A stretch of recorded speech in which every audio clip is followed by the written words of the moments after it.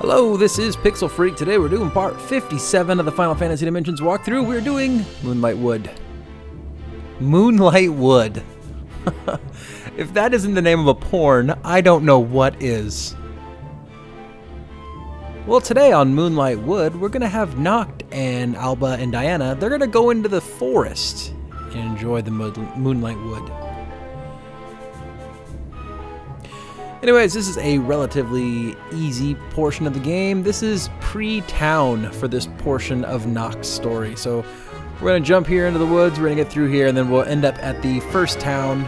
There are a few secret treasure chests here in the very beginning. You can see here's the first one. Anti-mage bow.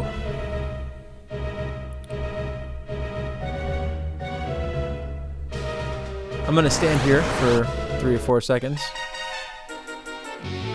Alright, here we go. I did leave all the fights into this piece of the walkthrough because it's so short and I've been leaving them in lately. There is a dungeon that's coming up here, I think it's the Esper, or the summon for this particular section of the game. I cut a bunch of the fights out because it is horrendously obnoxious. I think there's a difference between the different dungeons in this game and exactly what rate of spawns you get out of there. Usually it's not too bad. I don't notice it too much, but that particular, I think it was a cave that you find them in. I think I just went the wrong way there. I do believe there may be another treasure box if you go down from where I was. As normal, if someone knows what that treasure box is, if there is one down there, leave me a message on the comments and I'll add it as an annotation. If not, we're just going to assume one does not exist. But anyways, this particular dungeon, cave, sewer, castle, mountain, the fight rate was like, there was a bunch of them where I had taken like 3 steps and got into a fight, so it's horrendously obnoxious. But this is not one of those areas. This is the Moonlit Wood. And so, yeah, it's not too bad. And also, if I remember correctly, there's not a boss here either. This is just one of those kind of entry, starting out chapter, dungeon areas. There's been a few of these in the game. They put these in to make it so it's not quite as apparent that they're basically following an equation. They're following an extreme rhythm to the way they've been playing the game out so far. The game designers is who I'm referring to as they in this situation, or in this context. Unfortunately, it does very little to ward off the methodic feeling of the game. Luckily for everybody listening, though, or playing the game, I guess, after this section of the game, which, hey, look, a shadowy figure. If you don't know that that's going to be the next guy on your team at this point in time, you failed as a player, because this game's so methodic about the way that it introduces new characters that it's almost sickening. The game changes, though, was the point I was trying to get to. After this particular section, once you finish this Noct piece here, you get the next job, which the job, spoiler, is the ninja, which is an awesome job, by the way. I love the ninja. Ninja's one of my favorites. Not because of their abilities, because their abilities, I'm just going to be honest with you, they're pretty shit. They're not real great abilities. It's very much like Edge was in Final Fantasy IV, 2 in the US.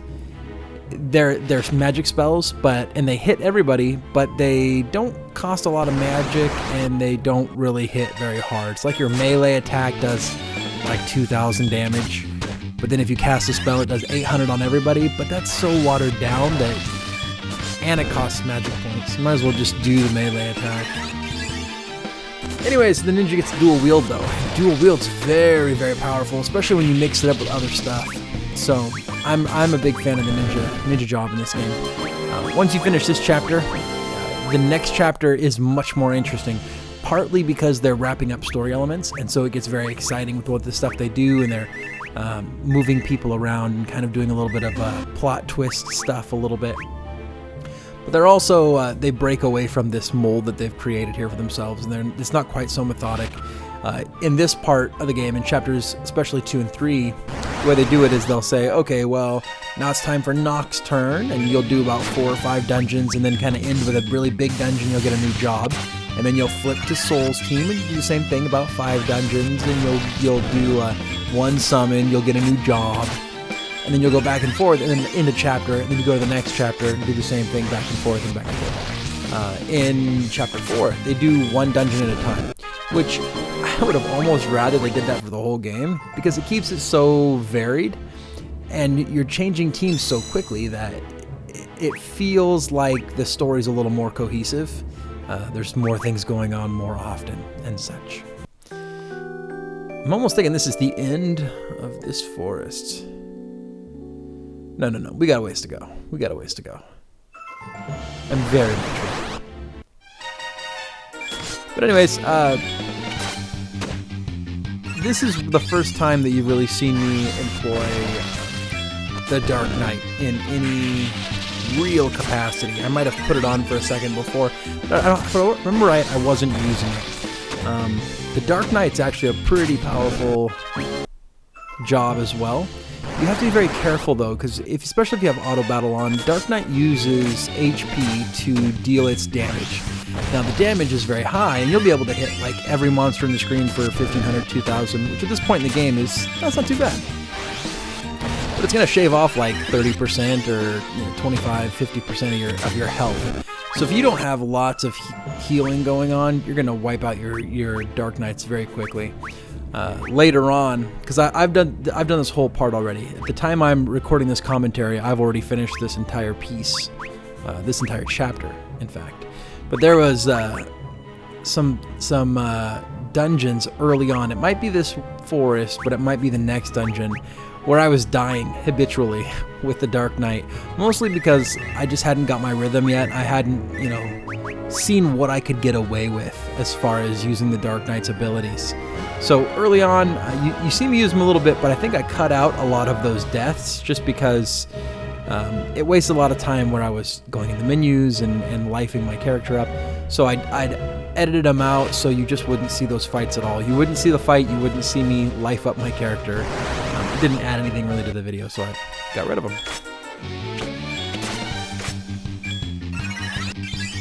And here I'm also using Glaive.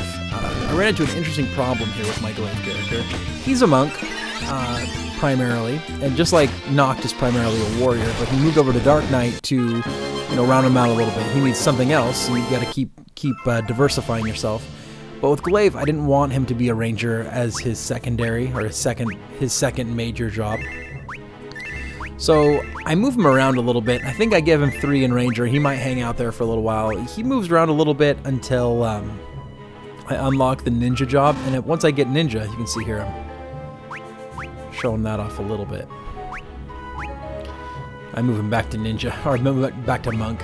I think I might leave him at monk too. I don't remember exactly what strategy I used here, but I do go ninja with him as his secondary.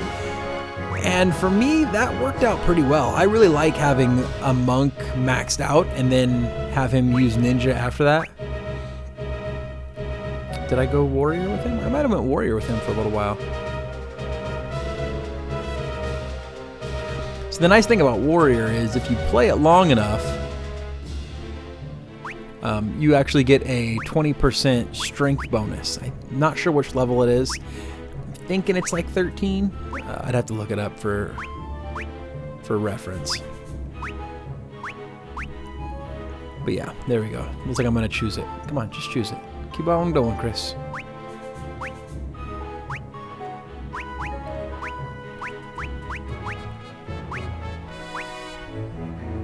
Not a bad way to go. So I should have taken that warrior. And I don't think I did in the end, but I should have taken him to like level 13 and gotten the strength boost. Because that's a really nice thing. You can pick out some stats, and if you don't want to pick out too many abilities, you can like take a monk and then pick up like the red mage's HP 20% and the knight's strength 20%, And you can pack on a few of those stat boosts, and you can make a pretty good character. But it's not very rounded as far as skills. It's more rounded in terms, or it's boosted, I guess, in terms of stats. That does create pretty cool characters, but very strong characters, but not very cool characters, I guess, because you're not really rounded out. And what I'm doing here with Diana is I've moved her to a red mage. She was primarily a white mage, but now I have her going deep red mage because at the end of the red mage job, you get double cast, and I figure Diana will probably be my end of game white mage. She's probably going to be, she'll be a white mage with double cast, and my other white mage is going to go white mage seer, and I ended up taking that white mage down bard as well. I don't remember why I went bard. There was a reason why. It might have just been for shits and giggles. I'm not sure. It might have been, if I'm going to have 2 healers, I might as well have one that's diversified a little bit and can buff up a little. In addition, in case I don't need 2 healers right offhand. We'll see. I haven't beat this game yet. I'm kind of crawling through this walkthrough so that I can talk to it as I go, but I don't want to spoil it for myself at the same time, and I didn't want to do 2 full run-throughs of the game back to back. So, anyways, I don't know what's coming, but I assume that I'll probably want 2 healers. But anyway, so they're diversified a little bit. I got 2 different types of healers. And then my black mage here, both my black mages on both teams, they leveled their jobs a little bit slower because I had them kind of dual, going down 2 jobs at the same time. They were both doing black mage and summoner at the same time. Most of that's because the summoner job has different summons for each team. So I wanted to do 2 different summoners. I probably could have lived without doing 2 different black mages and just done like another melee character or some kind of a support character. But I like black mages a lot, so I thought it didn't hurt to have 2 black mages, even if I wanted to put them in my end party somehow. That would be acceptable to do.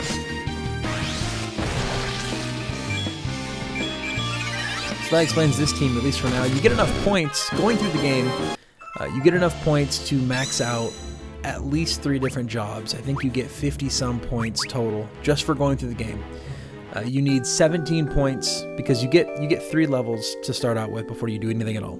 And then it costs 17 points to max out a job. So do the math there. 30 plus 21, 51.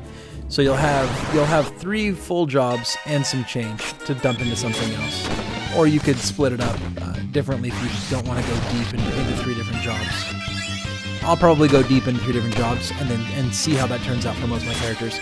Towards the end of the game or at the end of the game, I also heard through some forum that there's an enemy out there that you can do, and every time you kill him, you get another job point. That's kind of your reward for beating him. I guess that's the way that you would max out all the jobs on all your characters. But even though you can do that, that doesn't allow you, for instance, the summoners, I don't think that they can get cross-summoning ability.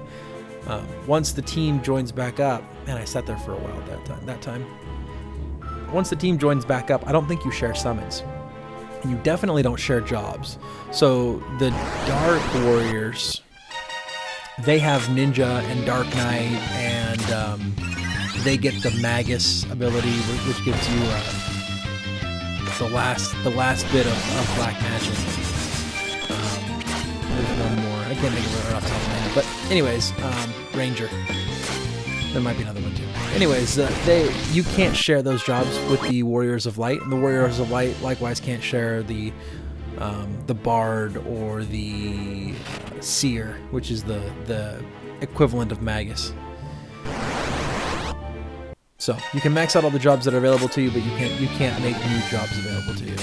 And unfortunately, from what I looked at too, there are no secret jobs. And that's kind of a bummer to me because that was one of the really cool things that I thought was awesome about Final Fantasy Tactics, was that even though there was the in-your-face jobs in the beginning of the game, you kind of unlocked the jobs as you went. You could get new jobs, and there was secret jobs. And even in Final Fantasy 3, there was the Onion Knight job, which I never went and got in my walkthrough, and a lot of people kind of were ragging on me a little bit about that. But I might go back and do it after I finish this walkthrough, take a quick breather, do some Final Fantasy 3 stuff before I jump into Final Fantasy 4, but I guess we'll see.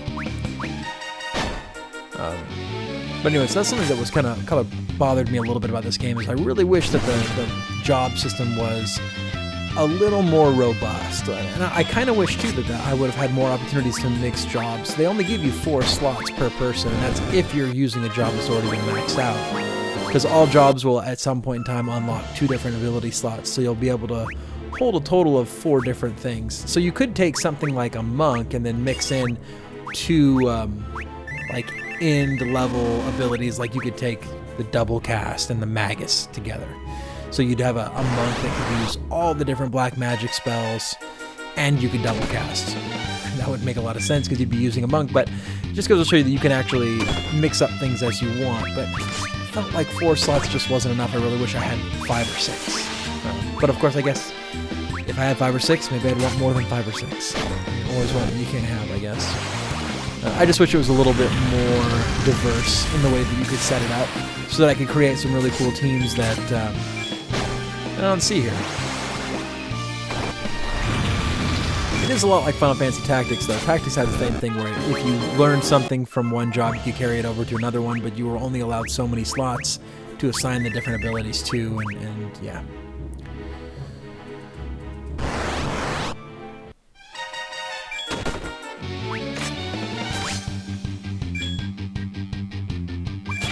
So yeah, this dungeon, this forest, actually takes a little while to get through it. Even though there's not any particular enemies here that are really that bad. There's nothing really gonna get you that's super tricky. I'll reiterate too, I don't think that there's a boss. We'll see if we run into one. You can see some of these fights here later on in the dungeon.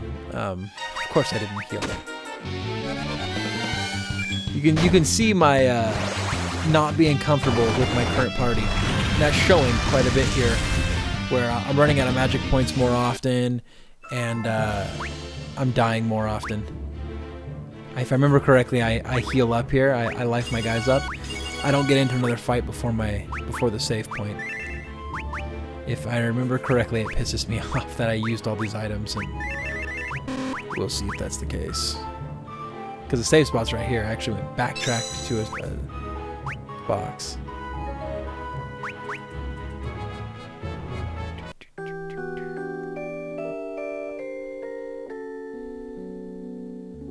So, also, I don't think a cabin is necessary there. I think a tent was all that's necessary, because I think this is the exit right here, and then you just walk out to the town, so you have an inn readily available to you. Oh, you know what? There is a boss here, but it's not a boss. I kept saying there's no boss, because there's no boss, but you go up against the, I do believe you go up against the shadowy figure here.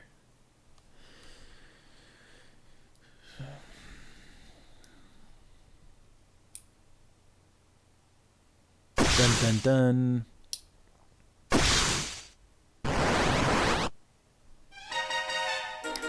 So there you go. If you want to set your team up so that you're more prepared for this fight, make sure to reverse everybody's rows so they're backwards. So when you get back attacked, it makes all your back row guys in the front row and all your front row guys in the back. You can do that. Make sure you switch it back after the fight, though, because if you do it, you don't want to run into a fight right after this and have all your guys backwards. But that'll help get your rows right for the beginning of this fight. You have to do a little bit of damage. This fight doesn't end with you victorious or him victorious. It just kind of ends.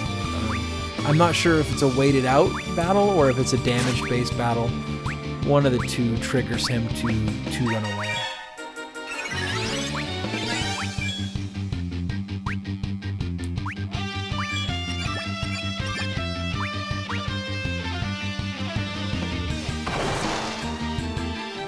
So it looks like it's just a weighted out battle. It's not even really a boss.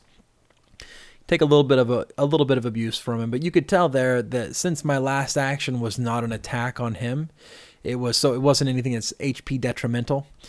It was very clear there that he just left on his own volition, which means that it was a timed battle. You just take a few turns and then he'll run away. So 5 more job points, and this piece of the walkthrough is over. Make sure to like this video, subscribe to the channel. We'll see you on the next piece, and until next time, this has been Pixel Freak.